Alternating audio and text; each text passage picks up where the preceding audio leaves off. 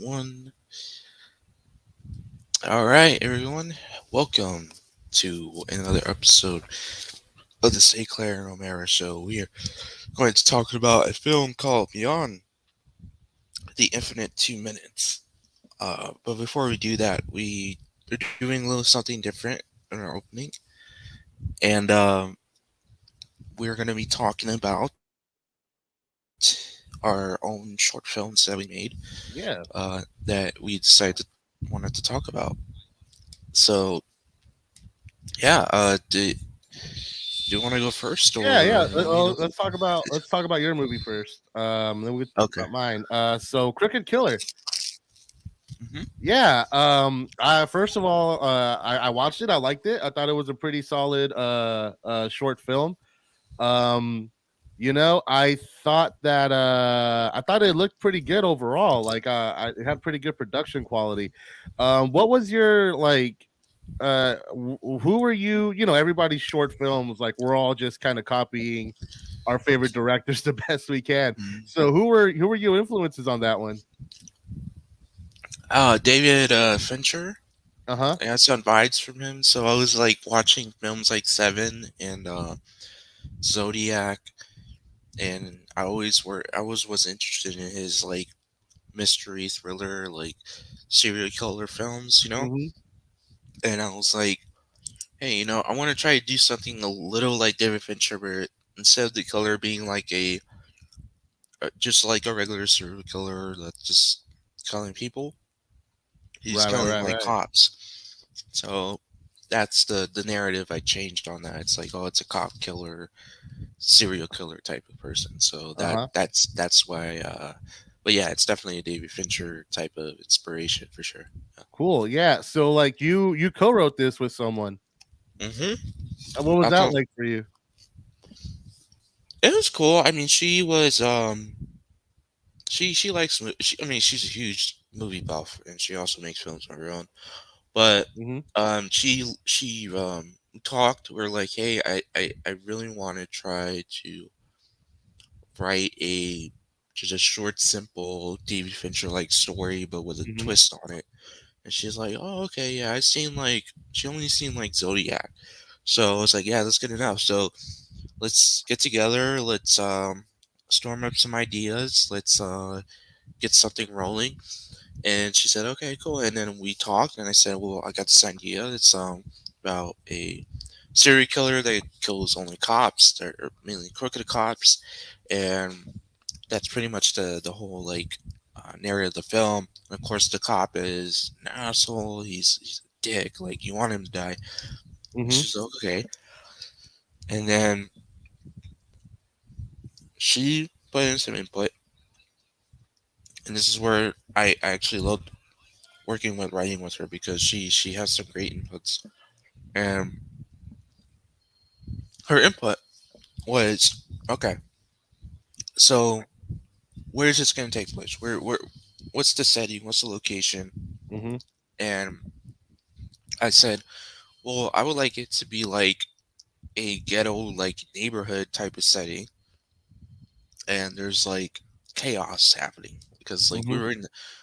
we shot this in Fresno, Yeah, yeah. and and you can tell like we were in the ghetto. So I was like, but the reason why I did it is because that's the setting I want to present. Like I want to present like a dangerous place, but I also want it to be a dangerous place for a cop, or especially a crooked cop, because it's like Mhm. crooked cops. You see in movies like, oh, they don't care. Nothing. They think they're unstoppable and all that. And then you got a guy like um a killer that's going after him. And he's like, oh shit, like this guy's trying to kill me. Yeah. And just yeah, it's just like that's why I picked like that setting and that atmosphere. And literally we shot that in the back of her apartment because that's Mhm. where her apartment complex is at. Yeah. Shot that in the back of her apartment complex, and then the the finale that's set in the what you call it in the garage, that Mhm. was not shot in Fresno. That was shot in Visalia. So Oh, we okay. had to move shoot locations because it got too crazy because everyone around us was taking pictures, videotaping, and they're coming in the shot. They were like, "Hey, can I be in the movie?" And like as much as I love for someone to come up randomly come up to me and say, "I want to be in the movie," I'm like, Yeah. "Yeah, maybe in the background, yeah, if it's possible." But there was just so many people just gathering around, like watching a spectacle happen, Yeah, that's and always the problem when you're shooting out when you're shooting yeah, outside. yeah, and like he so yeah, and then of course like there's people honking the horns to other people to like come out and all that stuff. So it got crazy, and then we're like, yeah, we can't like after we film this outside scene, we're gonna have to go somewhere else to shoot like Yeah. inside. So that's where we went to Visalia to do that, and then of course the rest of the movie goes on from there. Um, of course the killer wins at the end. I thought it's a pretty I think cool ending. You know, a lot of times we don't uh, see the killer win in a lot of films. You know, I mean, you can say like in Zodiac, of course he wins because we all know the Zodiac story. And Yeah. in Seven, technically he wins because he got what Oh, he yeah, wanted at definitely. the end. Mhm. So I wanted to follow that formula too. Like the guy, the villain at the end, he wins, you know, and stuff like that. So Yeah. definitely, yeah, I took in some inspiration from David Fincher right there. So yeah, it was a fun shoot. You know, we had a good time. We there were some like little makeup effects, like the bullet holes. Yeah, The actually, the guy, makeup was pretty good. yeah, the first bullet hole to the head to one of the guys, like we, it's like we put the spot, and then we drip blood a little bit out of it, and then some like on his face already, and he falls down. And then the other bullet hole is just like a bullet hole, and there's no bleeding coming out because we ran out of like uh, blood, so we just had to put in like a little prosthetic, a small prosthetic on his forehead. So, Mhm. but yeah, yeah, it's fun. You know, Yeah, so you it's a good you time. so you made this with CMAC, right? Yeah, CMAC. They I was part of their courses, and I had a like I said, I mentioned to you like I had this concept, this idea, this David Fincher like story, and I presented it to CMAC and say, hey, like I want to shoot this thing, like what type of equipment and gear you have, and they're like, yeah, yeah, it's cool. And then I signed a proposal, got the gear and everything, got my crew, got my actors, and we shot the Crooked Killer. Yeah, Nice, CMAC, nice. yeah, CMAC helped out. Yeah. Yeah, so what were your biggest lessons, when it came to this movie, and, like, what do you wish you can go back if there is anything, what do you wish you can go back and change? If I had to do changes,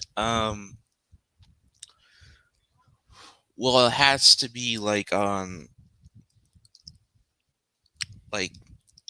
the set, like um, the way like we I arranged the set was kind of off. Like everyone was sitting on the side, and of course, like I say, it got chaos. Like I picked the Mhm. like location that I intentionally picked, but of course it got crazy that people were like, yeah, we're not gonna want to shoot here. Yeah, So yeah, from that, yeah, definitely like learning. I try to pick better locations, and also just try to like make a good schedule so people, because a lot of people were just sitting around and doing nothing, and I'm like, okay, like you try to know, have more things for the crew to do. yeah, yeah, Yeah, yeah, and also um try to get organized like with the shots, especially because like when we went to the garage scene, I was either tired or I was high. I don't know what it was, but like I literally like said I was supposed to say action, but I said cut, and everyone looked like, "What the fuck?" Even I was like, yeah, "Oh yeah, shit, did I just say yeah. that?" Uh-huh. And so yeah, that's the thing I need to be like very wary of, is just like be like focused, mainly Yeah, focused in like in like shooting the scenes and doing the shots and like doing the takes and all that because Yeah.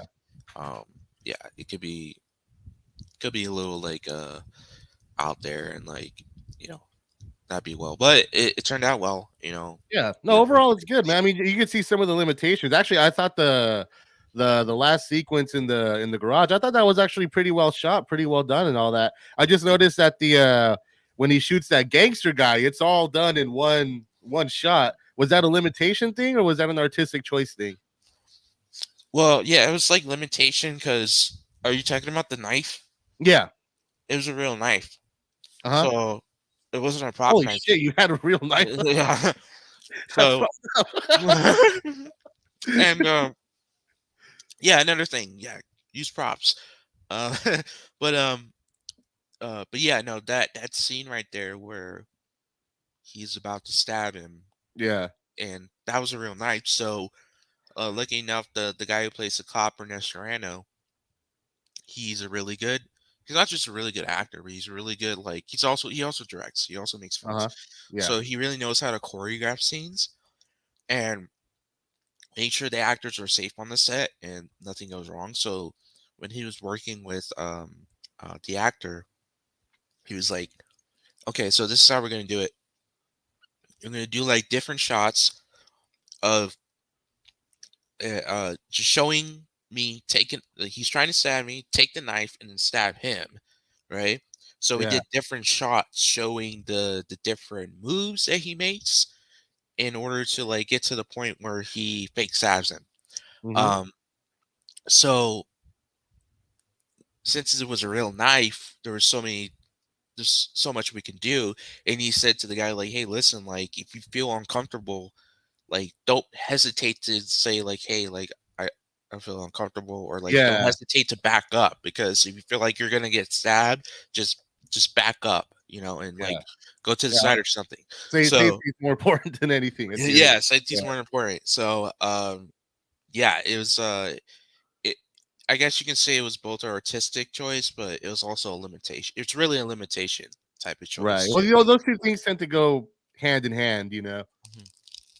Yeah. But yeah, dude, overall, like I think your first movie, A Crooked Killer, is a pretty solid little short film. I enjoyed it. I thought it was a pretty entertaining watch altogether. Hey, yeah, it's crazy because I got a lot of backlash from it because of like the credits. Oh Because you yeah. can't really see the It's credits. it's the text here. I noticed it was cropped weird, Yeah. actually. Yeah. So there's this one guy who was like, "Oh, like you, yeah, yeah, yeah," like he was just being an Actually, asshole. one of the actors in this movie, I went to high school with them. Oh yeah. Joaquin Vargas. Oh, We Joaquin went Vargas. Yeah, yeah, he's in Los Menos. yeah, we Yeah. went to high school together. We were Nice. in band, actually. Oh, nice. Yeah, I didn't know Yeah. that. Yeah, he's a cool guy, man. Was he the Mhm. killer? Uh, no, he wasn't the killer. Who was he? Interesting. You know what? Interesting. I'm glad you mentioned that. Um, he was just the thug. He was just the guy. Oh, that was But him? Really? he was That's just a thug. crazy.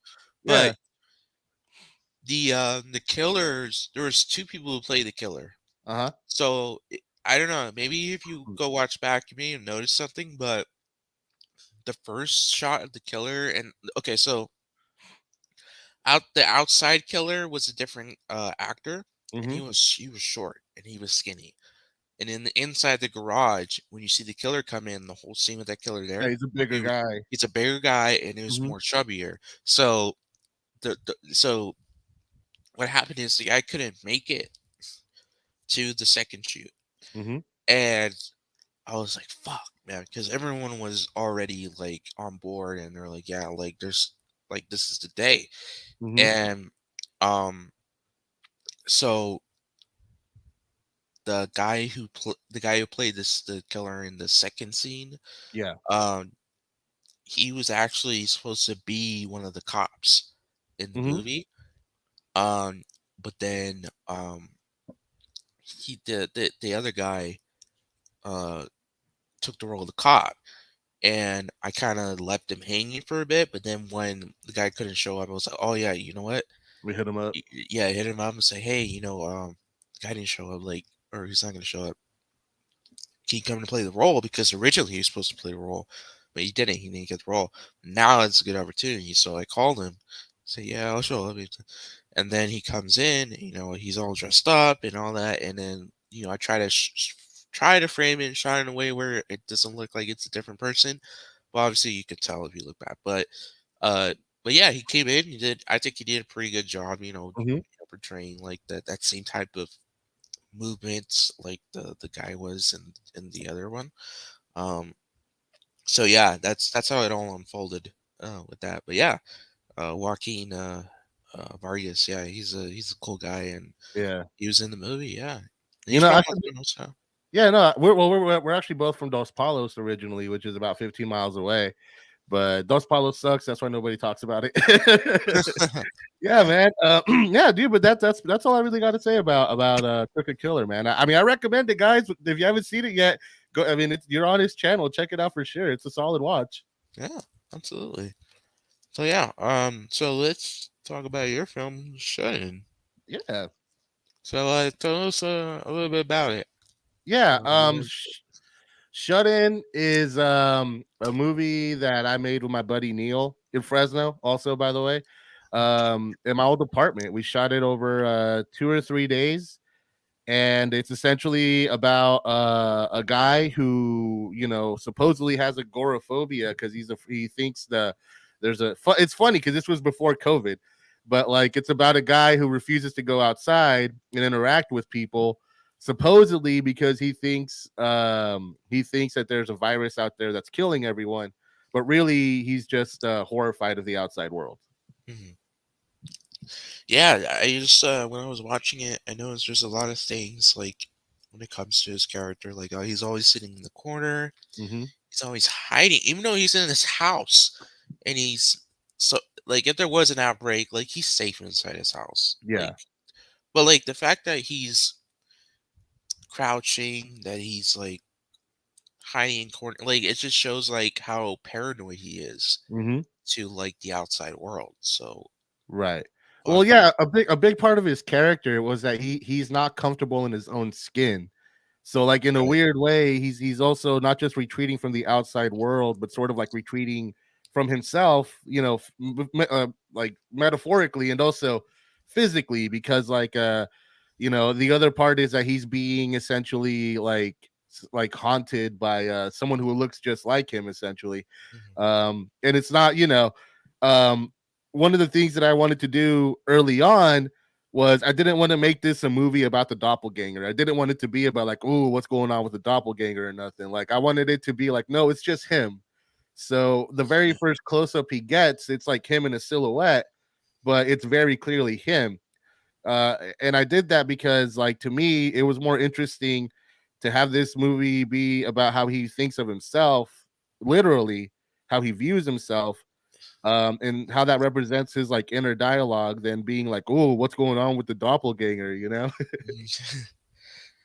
Yeah, it's an interesting choice, especially for like that type of um story because it's like, you see a lot of films like there's doppelgangers, like there's like twins, and Yeah. all that, and they're like, oh shit, like what the hell? Um, but in this, like you can kind of tell, like you can't really tell at first, but then like when you go through the film, you can tell like, okay, this guy's like it's all in his head, Yeah. and this is something that he's just thinking about, and he's always, you can tell like in the movie he's talking to himself, and like he's doing these things, and so uh yeah, it's a kind of I looked at it as like a metaphor to people that uh think the world's out to get them. You know what Yeah. I'm saying? Like there are people out there that think, oh, like everyone's after me, everyone's Hmm. coming after me, but it's really them that is holding themselves back and really is putting that image in their head. And that's why, like, you got stuff like films like this where it shows that. And I think it's Yeah. really good to share a film like this to people because it really shows the actual reality of people who have like some sort of mental health or some sort of just anxiety, Mhm. that this can help them. Yeah, no, So I'm glad you said that because I made this movie 12 years ago when I was 22. Yeah, wow, that's been that you're long. in your 20s. Yeah, yeah, I'm in my 30s now, but like, it's weird, like, especially with my earlier stuff, like, I was such a different person back then.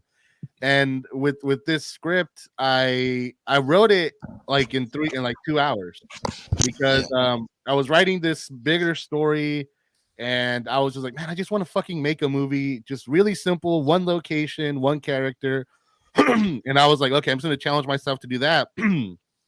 And yeah, it took me like 2 hours to come up with it.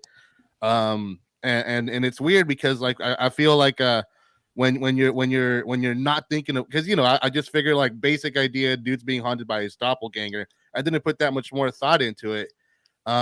But I think what that did was that, like, because I wasn't putting a lot of conscious thought, like my subconscious really took over. Because I was never like an agoraphobe or anything. But yeah, like back when I was this when I was in my early 20s, I had a lot of trust issues, and I really didn't trust a lot of people. So when I see it now, like I see myself in that character a lot more than I did back in the day. Um, but yeah, like it was like a way to just sort of like quickly get something out, and in the and like accidentally I just really like fucking revealed myself a little bit, but I like that. I like that because like I said, I don't feel that way. Hey, what's up, Helvington? hey, sorry, I didn't mean to interrupt, but like, No, yeah, no, that it's means all since good. you're in Yeah. the house, also Lindsay's in the house. She Hey, says Lizzie. she watched my movie some time ago. She says she was impressed. Thank you Yeah, so it's fine. much. And she says, "Lol." When I saw Joaquin, I was like, "Oh, damn, it's Joaquin." Oh, yeah, he's an Yeah. awesome guy. He's awesome. No, yeah, But yeah, I need to hit him up, work with him. But yeah, just I think like it's just weird because yeah, I'm not that person these days. I'm a very social, very extroverted guy. So it's it's just funny. crazy Yeah, yeah, because like when I watched the movie, I'm like, mhm, okay, so it's like you wrote and you directed this, and I was like, this is not Eduardo. Like I really like if this is him like writing something and I know you like you do write stuff that's close to your heart that is mhm. something that you speak to because of you because it's mainly I'm not saying it's about you but like it's about your experience Yeah, with definitely. the time that you have like especially now like if you're like 30 what 33 34 34, yeah. yeah so like you make a movie now it's a the movie's about if you're 34, you made a movie, short film, say short film, Mhm. and it's about something, it's gonna be coming from you when you're 34, and then when Definitely. you're 44, it's gonna be different. So Yeah. like everyone changes when their perspective grows. You Mhm. know, so yeah, dude. When I watched it, I was like, fuck, dude, like really? I was like, this is you. Yeah, yeah. Yeah, that's crazy. Yeah, Mhm. No, yeah, man. It was a dark time, and my early stuff was a lot darker. I mean, don't get me wrong, a lot of my stuff is dark, and I think it's always going to be a little dark. But I think with Shut In specifically, that is probably like the most literal reflection, like with the least amount of filters, about who I was at that time and the movie that I made. Like that was very much a reflection of yeah, like how I felt. Like not to that extreme, but not as extreme as this character, but there was a lot of me in that for sure. awesome. Yeah, Yeah. that's cool, man. Yeah, I just like I had to still see. I haven't seen the feature you did. Oh, we're Um, gonna get there. yeah, okay. Yeah. I was just like wanting to see it because it was like no, something in the madness or something. Uh, uh, but yeah, I'm really interested in seeing that. I haven't got to that, but yeah, I'm glad like I saw this because I was like, wow, dude, like yeah, like you definitely like speak from the heart and like from you as a person, and I think you pretty much still do. Yeah, You can't the help way it. I said the way yeah, the way I say it because like I know like you because you do talk about you do talk a lot about like social issues and just something that's on your mind that you feel as a person and you put it out there on the screen as well. You're Mhm. not just talking about it. So Yeah.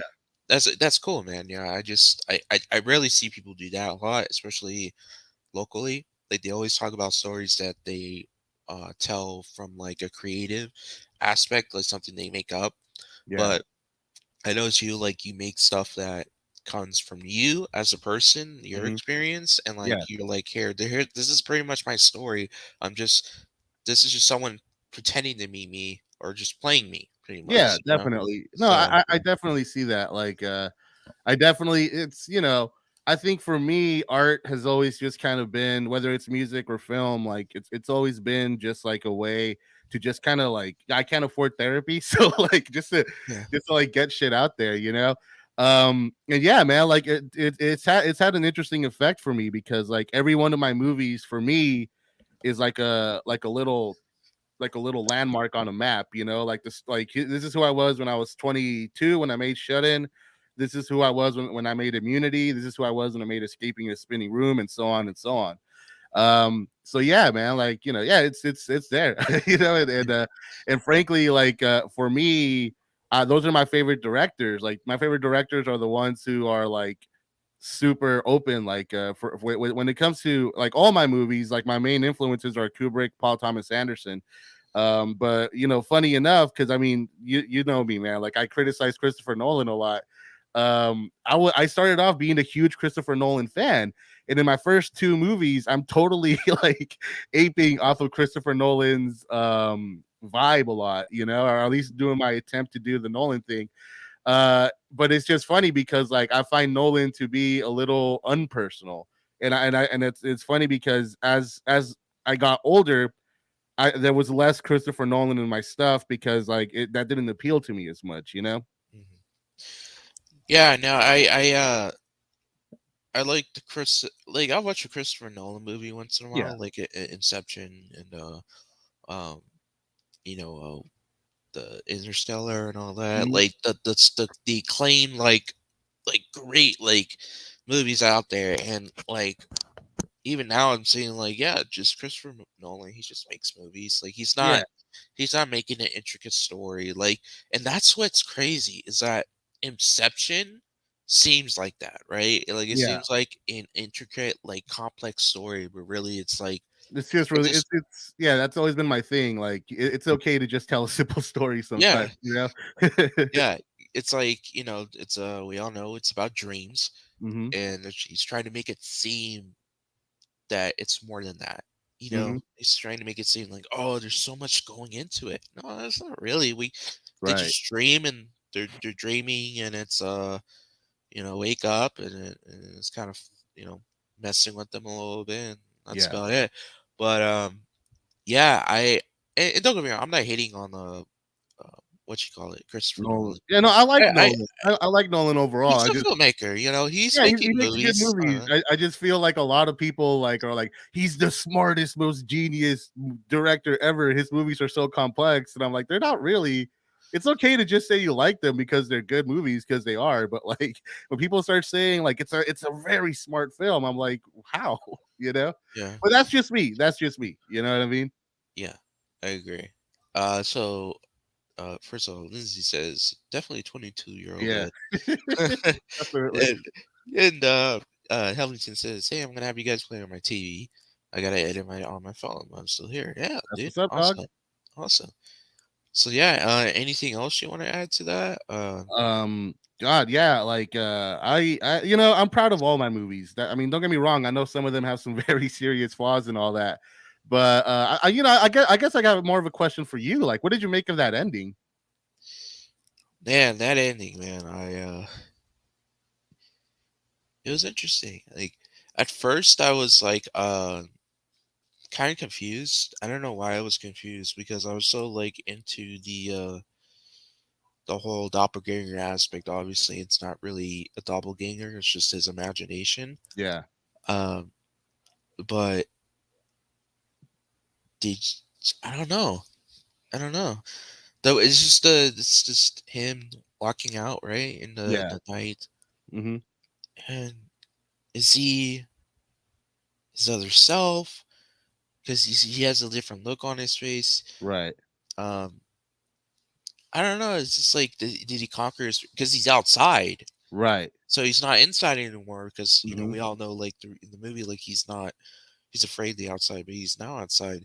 But So there's nothing there. yeah, it's nothing there.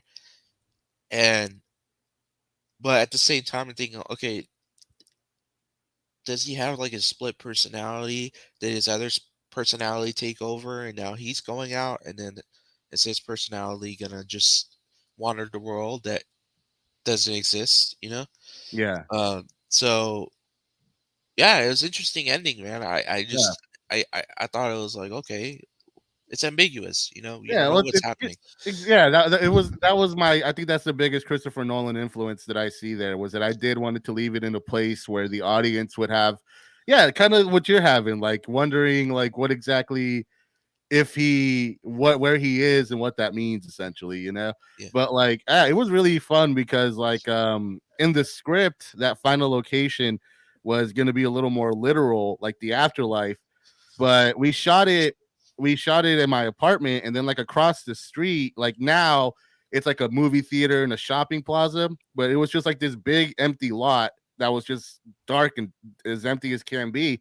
So I thought that would be like a really interesting like visual like contrast that he goes from inside to outside, and then the outside is just blackness, like there's nothing there.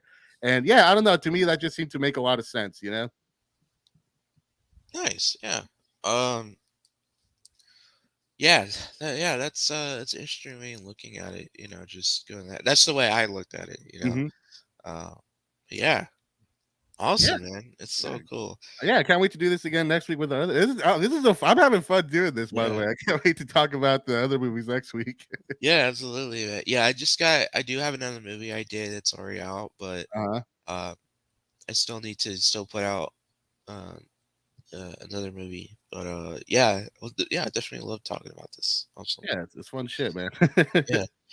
So yeah. Did you want to get into the main let's event? let's talk about the big one here. Yeah, I'm excited for this. All right. So we got Beyond the Infinite 2 Minutes. Like I'm glad I went into this not knowing. All I know is time travel, Yeah, but I didn't. When I went into it, I was like, okay, how is this going to be a time travel movie? And then it we is got a time a travel time travel movie. movie, and I Yeah, was like, what? This is yeah. it's an No, interesting take. I'm not gonna fuck lie. yeah, it is definitely. Yeah, To me, this is a time machine. In my opinion, this movie like this is my third time watching it. Like the first time I saw it, I was blown away by it. So then like the day after, I called Lindsay like Lindsay, you got to see this movie.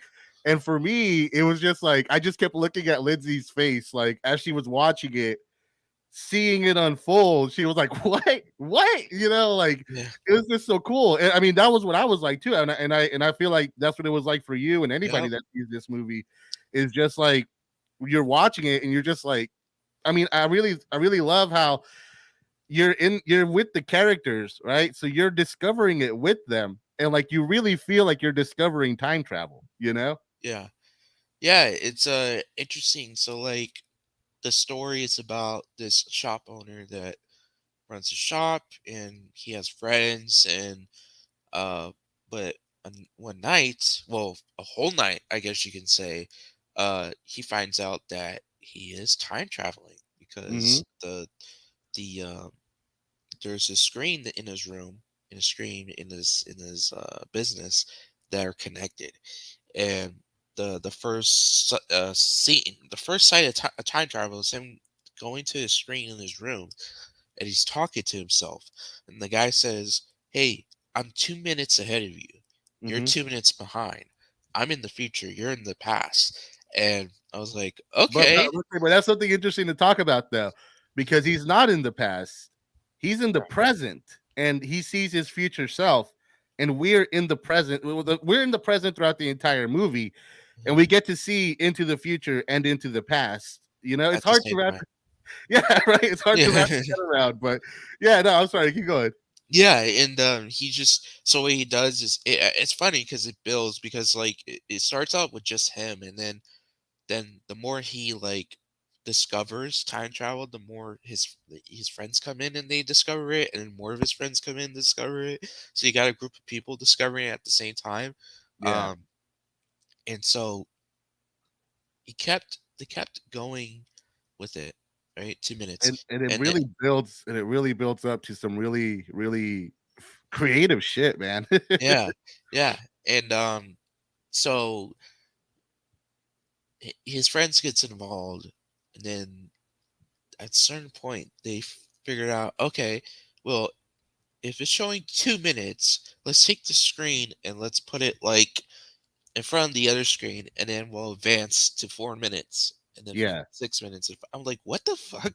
Like, right. it was confusing to me. I was like, wait, what? Because I've seen when I've they seen this first showed it, movie, I've yeah, seen this movie 3 times, and I still don't like here's the thing that's so magical about this movie. You feel it. You feel it. It all makes sense when you're watching. You can't, like, make sense of it in your head, but experientially, it all it all comes together. It all you never question it for a second, you know? But, yeah, it's hard to explain. But, yeah, they do some trippy shit with time travel. yeah, and but like the first like whole like double screen shit is when they go back upstairs and like they look at them like at the one guy, and there's double screens in the back. I'm like, what the fuck is this? Yeah. And then of course they go into it and they're like explaining it, and then they keep going and going, and that's the thing about this movie. It keeps amping itself. It keeps upgrading. Every You 2 know, every minutes. sense, Yeah, and like, like every every 2 minutes. time. I'm sorry, go ahead, yeah. Yeah, sorry. It's like every time they travel into the future, like you said, they're in the present, but every time they travel into the future, it gets progressively bigger. Yeah. I guess it, but it does make progressively worse in a way. Mhm. Because I feel like what the movie's trying to say is like, with time travel, there's like there's it's a dangerous thing. I Mhm. guess you could say, like, you can like definitely try to figure out if you're gonna win the lotto like next year, or like tomorrow or something, like, Mhm. or in 4 hours. You try to test it out, and you might win it, you might not. But there comes time when people are so corrupted by time travel, they do stupid shit, and then Mhm. it gets them in trouble. But it can lead to like death, or it can lead to like something really terrible. Right. And that's I think that's what this movie's trying to say. It's like it's about like it's commentary on like how far are you willing to go to like get yourself to a point where you are using time travel as like a vehicle Yeah. to get what you want, because you don't know what you're gonna get in the future. Right. That you use Yeah. yourself in the future to get what you want. I guess in the Yeah. future. It's weird. No, no, no. It's this movie gets you talking in some weird ways for sure. Yeah. I mean, I don't think that's an accident, man. Like, I think what I really love about this movie is that at the very beginning, it's a movie that's just about the idea, right? It's just about this time travel by 2 minutes, right? And that's all it is for like the first like maybe 7 minutes of this. And this, by the way, it's a very short movie, 71 minutes. I think everybody should watch it. Um, but what's so interesting is that like it's a movie that starts off just being about the concept, right? Like this is the 2 minute delay, and then we're gonna put the two screens ahead of each other, and that's gonna create a 4 minute delay in the past and in the future, right? But what eventually what it comes to be is that like people start doing things because their future self did it, right? Even if it doesn't make sense to do it. Like early on, the guy goes and asks that girl out because his future self said she said yes, but then Mhm. she tells him no, and he comes back and he's like, "Well, you have to go tell him to do it anyways because that's what your future self did." And just like the story, the stakes grow, like the philosophy, the idea around it grows because every time travel movie is about the same basic idea: determinism versus free will, right? Like what our faith is, what our future is, and what we want it to be, and the differences between that. And I really like how this movie, once it explains itself, really just kind of, I mean, hey, it's a fun little action movie, like in my Yeah. opinion, this is a very simple action movie that takes place like in one building, basically just one building. But like it's that, but then also it really is like how these people relate to who they want to be and who they are in a lot of ways, you know, in a very simple little tight little story, you know. It all takes place in real time also, which is crazy to think about, that we just go with them from beginning to end on this journey. And you know, usually if you want to have like a movie with such big complex ideas, it helps to have stuff outside of that. But this movie, just within its own idea, really fucking goes and explores some big stuff, you know. Yeah, and also like it doesn't feel like they cut at all. Yeah. Like through the movie, I feel like it's just a continuing like shot of like them going in the future, like through time. Um, just because obviously they look at their future self and then they, you know, they're in the present and then they go in the future and then they tell their past self what they told themselves. Mm-hmm. And I find it interesting because it's like because in the movie I was like, when is this gonna stop? When are they gonna like say like, hey, what if we just change the narrative? Let's just like do something that our future self um, told us to do that we're not gonna do. Mm-hmm. Like let's change it up a little bit, see what happens. Um, did that happen in Wardo? uh, well, I mean, I think that's sort of like what the movie's kind of like really exploring, right? Because I think the question is like, okay, if I was in this position, right? If I was in the position where right in front of me is time travel, like it's right there, you know, like the main character of the movie, he's afraid of it. He doesn't trust it. He doesn't like it, you know. Um, but everybody else around him sees it as an opportunity to get rich, to fulfill some sort of wish or whatever, to, you know, all this shit. And also they prank each other. I really like Yeah, that about this. This is a funny movie, you know, yeah, on top of also being this crazy sci-fi thing. But I think what I think it's really about like uh I guess like, oh god, how do I explain it? Like it's just like crazy because you do have time travel right there in front of you. You're seeing it, right? And these are just like regular people. They don't understand it either. They don't understand how this works or what it all means. And I think like when you're in that situation, it makes sense that you would be afraid and that you would just do what the safest thing, because what happens if you do go against it? Like what's going to happen to you? You know, you don't know that. But what you do know is that you, if you do this thing, you'll at least survive to do that thing, you know? yeah. And I felt like I feel like they were trapped.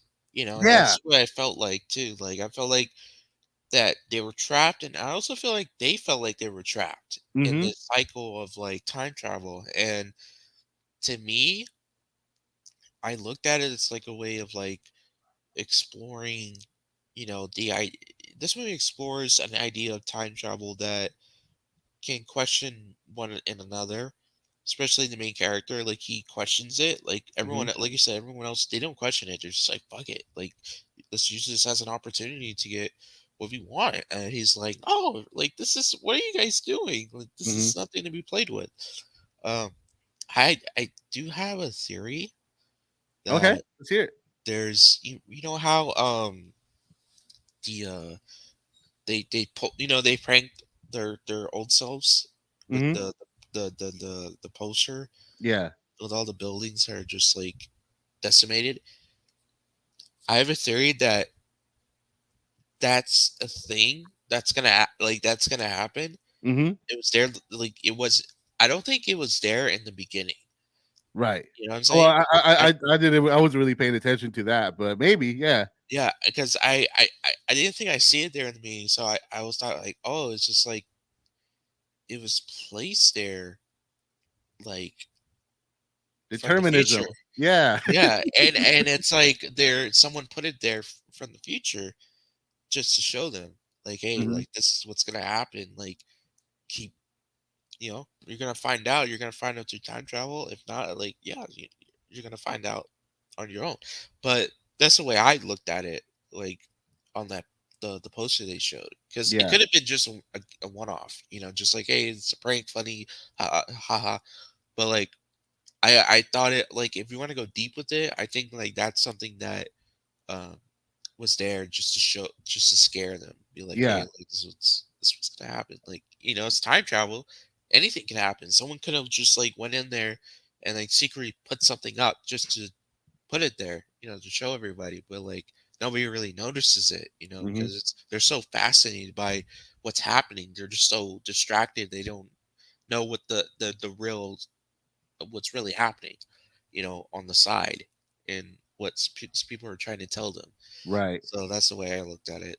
It's really interesting hearing you say all that because I had those exact same thoughts. Lindsay had those exact same thoughts. I think this movie knows. I think this movie is fully aware.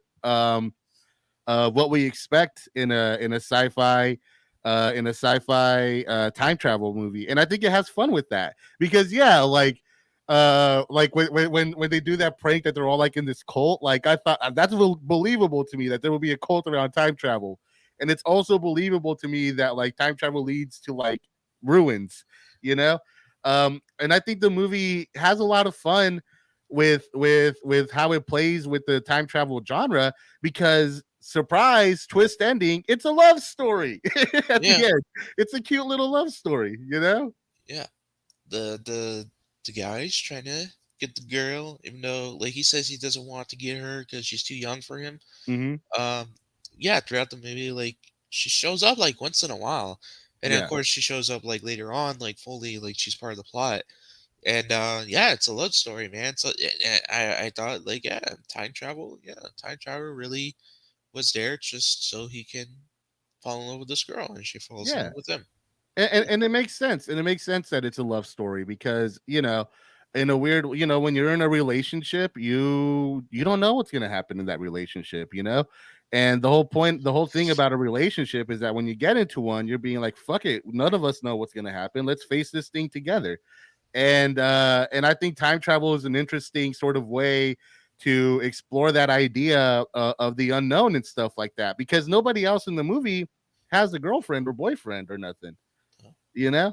yeah, And it's just these two characters who connect because of the situation, sure, but also because they fundamentally reject it.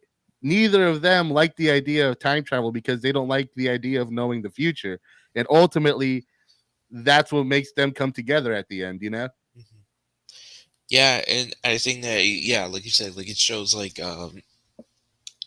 that they're like they have the same type of uh characteristics. You can say like for from both of them. Yeah. Especially when it comes to that, they feel like the same type of characters, and that's why they ended up loving each other at the end. Hmm. Uh, and of course the rest, like they don't. And I think that plays into the whole aspect of them like buying into the time travel and doing what they can because they're not actually in a actual relationship. Yeah. So therefore, they have nothing to lose. I guess you can say, like Hmm. when it comes to their characters. So like, oh, what's gonna happen? Like I don't have a family. Like I don't. I mean, obviously they have a family, but like Yeah, they but don't it's not have, like part of the story. right, and they don't have like a wife. They don't have a partner. They don't have like kids or anything. So it's like, they don't care. They're just doing it for the fuck of it. Hmm. Whereas like the other two characters, they're doing it because they're like, yeah, there's something up. Like we actually we got lives, and we don't want to fuck it up. Yeah. Yeah. So, but yeah, I can see it like that. So what did you think of the big action scene? Yeah. Yeah, I like the when they're like putting stuff on him, like they're putting like Right? blades, I and love he's it. like, it's getting heavy. Yeah, I love how first of all everything is like set up before that happens, but while he's climbing up that stairs, like we've already seen him climb up those stairs like maybe 8 times in the movie, which is kind of boring. It could have been boring, is what I'm saying. But in this one time, we keep introducing these characters running up, and they're like, "You're such a badass," Yeah. like it builds it up, and then it instantly pays it off. Like it's such an expertly crafted little like Michael Bay ain't got shit on this, dude, like at Yeah. all. Like in this very simple like 5 minutes of this movie, we have a badass little action sequence, and it's all done very simply. You know, like what did you think of that as far as like the execution of it and the idea of it?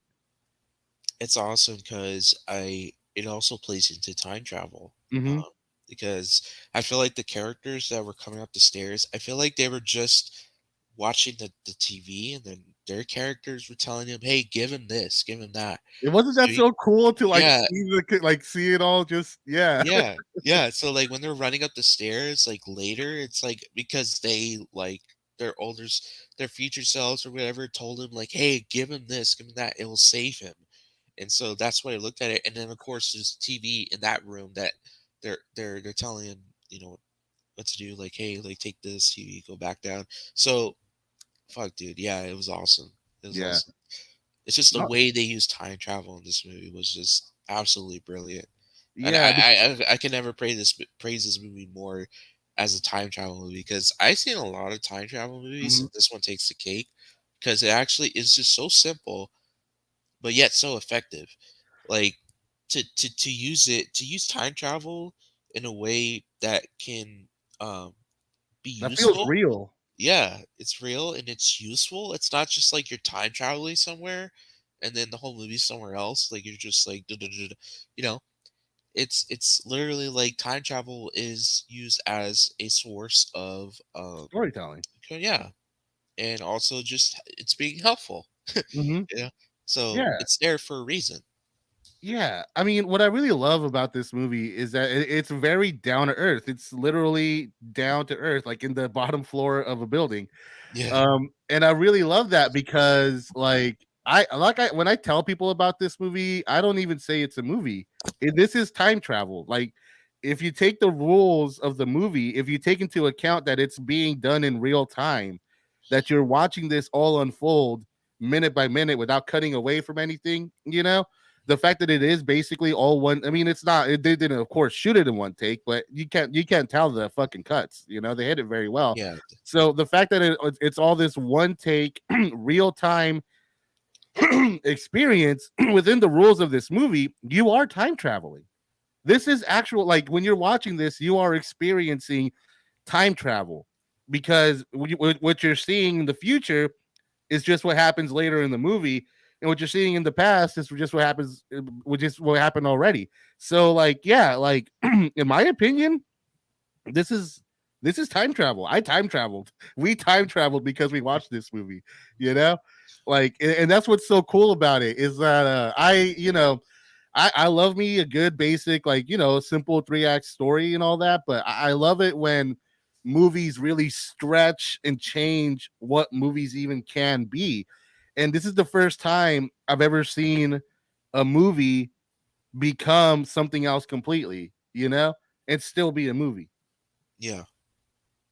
It definitely like had some like found footage vibes too Mm-hmm. to it because obviously it's not supposed to be found footage because there's no like actual person holding the camera like in the Yeah. movie and like they're recording everything.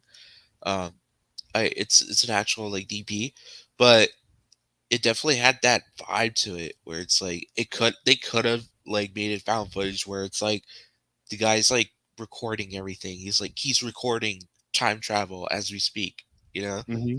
as like they go through it. So I had that vibe. But obviously, it's not.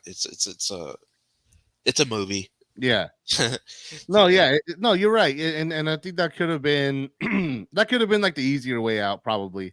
But yeah, I think they were really smart by just making it a movie that is also a time machine. That's the only way I could describe it. It's a movie that is also a time machine, and it's fucking this is my third time watching it. I thought, like, okay, I've already seen it twice. I kind of get the gist of it, but no, like I was like still like super enjoying myself, super in the moment, like watching it. It's a very effective movie, even on the third viewing. yeah. I mean, obviously, it's my first time watching it, and I was just so like amazed at what they did. Like just the setting and like the story and how like the scenes played out and how it's like okay this is gonna happen in the future but like the way they transitioned into the future was just it was so bizarre. Yeah, Like, it was so bizarre, and I was like, wow, this is this is how we get there. Like, it feels so natural. yeah, Like, it's just so weird. Um, but but yeah, man, it's such a great movie. It's definitely up there, man. yeah. For time This travel is films. yeah. No, this is to me. God, I can't even. I mean, there's like better movies. Like I don't. That's the thing. Like there's a part of me because it is such a simple movie, because it is only 71 minutes, because like it is so small scale. There's a part of me that wants to like be like, well, there's other movies that are like these big epics, like Back to the Future or Looper or something. Those are all fantastic movies as well, but none of those movies have made me feel like that sense of like discovery, that like genuine sense of like I'm doing this with the characters, like I'm there with them, and we're Yeah, all figuring this out together. They're all fantastic movies, don't get me wrong, but they're all movies that essentially use time travel as a plot point, or a plot thing. And this movie, it just is time travel, and that's something that I've never seen, that I don't think and frankly, I don't think any movie could ever replicate it. I don't think you can make a sequel to this movie, because like it's such a unique thing that could only work once, and it worked really fucking well. yeah, yeah. And if you make a sequel, it has to be bigger than Yeah, the but then it original. no longer becomes like this It's gonna special be thing. stale. Yeah, It it's just gets gonna be stale. like another time travel movie. Yeah, Like this is a little, I call it like a little miracle movie. It's a movie that like it's amazing that it just got made, because now we have time travel in the form of a movie. Now you can travel in time when you watch this movie. Like, yeah, and that's such a cool, like, I mean, I really, for me, like, I just will never forget, like, the first time watching it and just like experiencing it, like, second by second, being like, holy fuck, like, yeah. what's going on? Like, I'm pretty sure, like, how was it like for you, like, feelings wise, when you were watching it? Like, how did it feel when you were watching it? It felt like, because it felt like you're in there with the characters. Mm-hmm. Like you said, like it's time travel. It doesn't feel like a movie. It feels like you're time traveling with people and like Yeah. seeing these things happen as it unfolds. And I'm just like, whoa, like what the fuck? Like it's so trippy. Yeah, yeah, definitely, dude. Yeah, man. But, I mean, that's all I have to say about this movie. I don't know if you want to add anything more to that.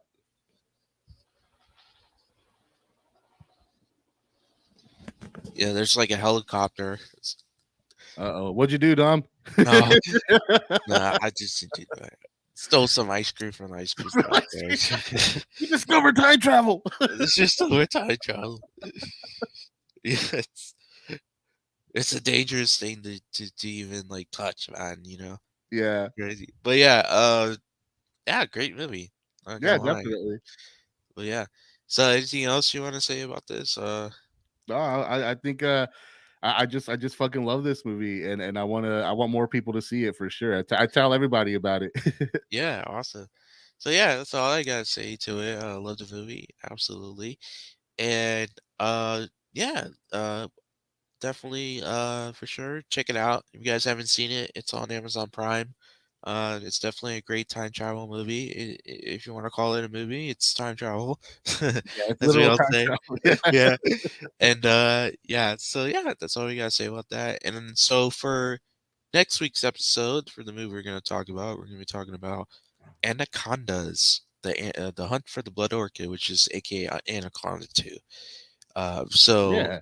yeah, I'm excited to see what your thoughts are going to be on this movie. It's free on YouTube. Just search it Right up on. on YouTube, and Badass. it pops up free with ads. So, Yeah, and we're uh, gonna be continuing watching each other's movies. What's the name of your next movie? the name of the next movie is called Stalked. Stalked. Right Yeah, on. yeah, And the name of my movie after this one is Immunity. Just up front, this has the worst audio of all my movies. So if you're gonna watch it, put the volume all the way the fuck up, because you're gonna need it. nice, nice. Yeah, and also for when it comes to continuing on a franchise. After Anaconda movies, uh, I'm gonna start doing like a kind of franchise like watching thing. Um, after Anaconda, I'm thinking we're gonna do like the Predator movies or something. Like I'm gonna Okay. start watching Predator movies in order. But yeah, absolutely, I'm excited. Of course, we had to start it early today because Eduardo and his missus they have to go to a Sharks game over in San Jose, and that's Free gonna Sharks take game. Shout out to yeah, my brother for the tickets. nice. Yeah, that's awesome. Obviously, it's gonna take a while to get there, because from Traffic, it's in yeah. Northern California, so you're in Central California. If I'm gonna go to a Sharks game in San Jose, it's gonna take me like 3 to 4 hours. I'm in Southern California, so Yeah. it's gonna take a while. But obviously, yeah, you gotta get going. So I'm not gonna keep you here for so long. Hopefully, you enjoyed the Sharks game. If you're a are you a Sharks fan? I'm this is my first hockey game, so I'm probably gonna be at the end of the night. Okay. Hopefully, you get to catch some fights happen in the hocky ring. I'm looking forward to it. I'm really looking Yeah. forward to it. Lindsay tells me it happens all the time, so I'm stoked. Are you a Yeah. Sharks fan? No, I'm not really into hockey. I only know the Sharks because they're the only like hockey team I know. But Mhm. I love to watch those videos where they start like fighting each other. Like Right. there's this one, I'll tell you real quick. There's this one video where the guy just takes off his helmet and his gloves, and they're just like they're just properly like setting up for each other. They're just like he's just waiting for him to take his stuff off, and then they go up. They're getting closer to each other, and like it's like a boxing match. It's like they're ready to like fight each other and all that. And but when shit goes down and you start swinging, it fucking goes ham. That's But crazy, it's man. funny. It's funny. Yeah, no, I'm looking um, forward to it. yeah, absolutely. So, but yeah, that's the end of this episode, guys. We'll catch you next Saturday, 2 o'clock Pacific Standard Time, PM afternoon, and we'll talk about anacondas, and we're gonna talk about our other two short films in the beginning of the segment. So, thank you all for watching, and have Peace. a blessing day, night, wherever time zone you're from, and we will see you.